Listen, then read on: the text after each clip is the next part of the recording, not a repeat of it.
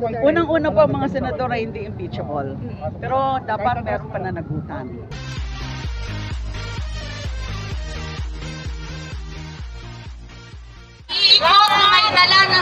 So once again, magandang araw po hindi sa inyo. So spotted din po rito si Senator Laila de Lima, ML Party List, ang naman natin ng bayan. So yun nga po, talagang matindi ang panawagan ng taong bayan na karoon ng impeachment trial dito kay VP Inday Sara this coming June 11, 2025. So todo-suporta po Senator Laila de Lima sa impeachment para kay Sara Duterte. Yung pati na sa ML. So pinagkagulan si Senator Laila de Lima.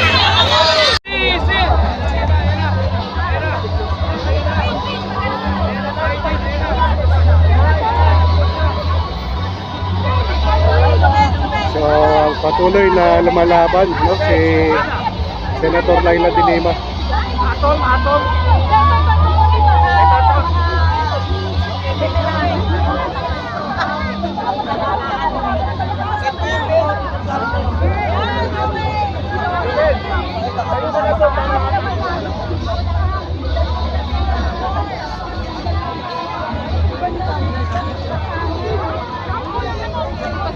So pinagkagulan po ang ating Senator Laila de Lima. Hi, safe. Hi po, Winnie.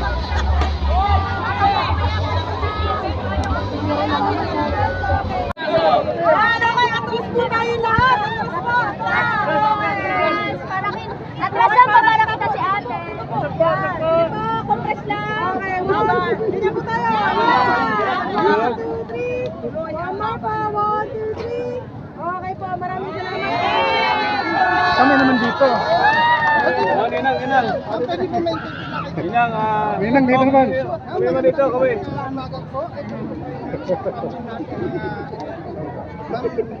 Ma'am, ano masasabi niyo po ngayon sa marami po ang taong dumalo rito sa impeachment ni Sara po? Ibig sabihin maraming nakakaintindi kung ano talaga ang sinasabi ng konstitusyon. Ibig sabihin maraming nagmamahal sa ating bayan. Kasi kung nagmamahal kayo sa ating bayan, mga bansang Pilipinas, ay wala na dapat pag-igoy-igoy na hindi sundin para ipagsundin ang konstitusyon. Napakalinaw ng utos ng konstitusyon.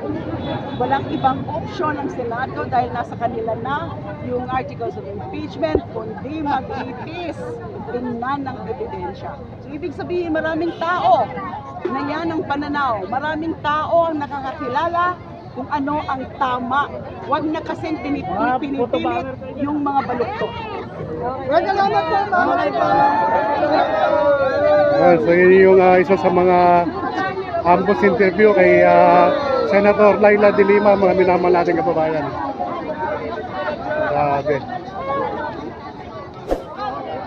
Kailangan natin bigyan para malaman niya. Kasi kung ano ang sinasabi nila, So ito ulit, panibagan naman. Request tayo dun. Okay po, atras po tayo na. Atras daw, atras. Excuse me po. Kompres po tayo, kompres. Okay. Dito po tingin. 1, 2, 3, laban po. 1, 2, 3. Tuloy ang laban. Okay po, salamat po. Tuloy ang laban, tuloy ang laban. Yan ang po yung sinisigaw ng ating minamahal na senadora. Tuloy ang laban, grabe. So ma'am, ayun nga po no, kailangan din po ba ano na rin po natin kailangan ma-impeach si Jesus Codero dahil nga po dinidili niya yung role of impeachment para kay Sara Duterte. Unang-una po ang mga senador ay hindi impeachable. Pero dapat meron pananagutan. Kung ano po klaseng pananagutan, hindi ko pa po pwedeng masabi ngayon. Ang pwede ko lang masabi is tingnan po muna natin kung ano ang kanilang mga kilos, ano yung kanilang mga aksyon between now and Wednesday. Ngayong araw, bukas, and lalo na sa Miyerkules, tingnan natin kung ganun pa rin ba, nag-i-insist pa rin ba sila na kailangan ng i-dismiss? I mean, yung ilan sa kanila, yung mga tinatawag nilang functional or de facto dismissal, which is not at all found in the Constitution. Kaya wala pong ibang option para sa Senado dahil nandun na sa kanila yung articles of impeachment, kundi litisin na. Ang dapat talagang gawin nila kaagad-agad, ASAP, is to convene. Kung pwedeng gawin ngayong araw, hindi na kailangan na maghintay ng Miyerkules, pwede na sila anytime to convene as an impeachment court and mag-swear na, manumpa na sila bilang senator judges at gawin na yung mga preliminary steps or processes bago yung trial proper. Yun ang malinaw. So ayaw ko na po munang sagutin kung ano ang specific na pananagutan ng mga senador na nagmamatigas pa. Pero kailangan meron talagang pananagutan. Kung pagpilitan nila yung magiging posisyon na either i-dismiss na kaagad o kaya hindi na daw pwede, sasabihin nila hindi na daw pwede tumawid sa next Congress kasi mali po yung interpretasyon nila. Salamat. Okay. Thank you po.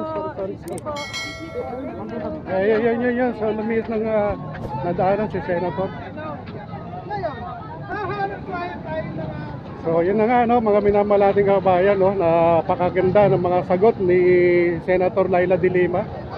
At dito may mga ilan pa rin na mga supporter ng impeachment. Father, ano po masasabi nyo sa mainit na pagtanggap ng ating mamamayan para sa impeachment trial ng ating VP Inday Sara? Yung pagtanggap, maraming salamat sa mga tumanggap, sa mga nakinig at sa patuloy na sumusuporta.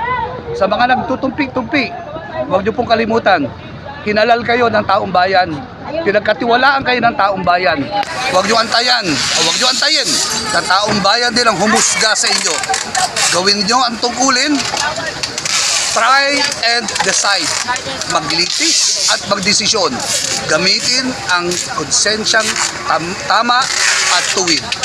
Yun lang po. So ano po masasabi nyo, Father? Mukhang mas naiintindihan po ng taong bayan ng forthwith kaysa sa mga kay SP Escudero.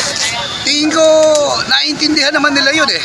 Ang problema, merong gustong umintindi, merong ayaw umintindi. Yung nagpapanggap, yung nagmamaang-maangan, yung nagtatanga-tangahan. Mahirap po gamutin yon. Patuloy natin pakinggan na ating konsensya. Tunay tayong nananampalataya. Ano pong panawagan natin sa ating mamamayang Pilipino? Patuloy po kami nananawagan na huwag natin bayaan na matokhang ang ating konstitusyon. Tinokhang na libo-libo natin mga kababayan. Tinokhang na ang kaban ng bayan. Huwag natin panatiliin, tokhangin din ang ating saligang batas. Saludo po sa mga tumitindi.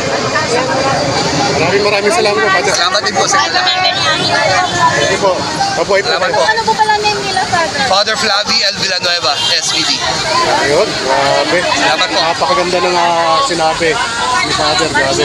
Ni Sara Duterte. Senador, sa protesta na ating ginagawa, ang dapat nila pakinggan bukod sa amin ay yung saligang batas na nagbigay ng poder sa kanila na kanilang sinumpaan, yun ang dapat nilang pakinggan. Klaro naman, shall proceed with the hearing and or trial and decide. Yun po yung buod. Ilitis at husgahan. Yun po ang dapat nilang pakinggan. Huwag na silang patumpik-tumpik, huwag na patamad-tamad. Sige sa lahat, huwag na nilang paikutin pa ang taong bayan. Alam naman natin na madami sa kanila, ipinagtatanggol ng pamilya Duterte. Tinokhang na ang buhay, tinokhang na ang kaban. Hindi po papayag ang taong bayan na tokhangin pa ang saligang batas. Salamat po na marami. Maraming salamat po, Sir Father. Salamat po.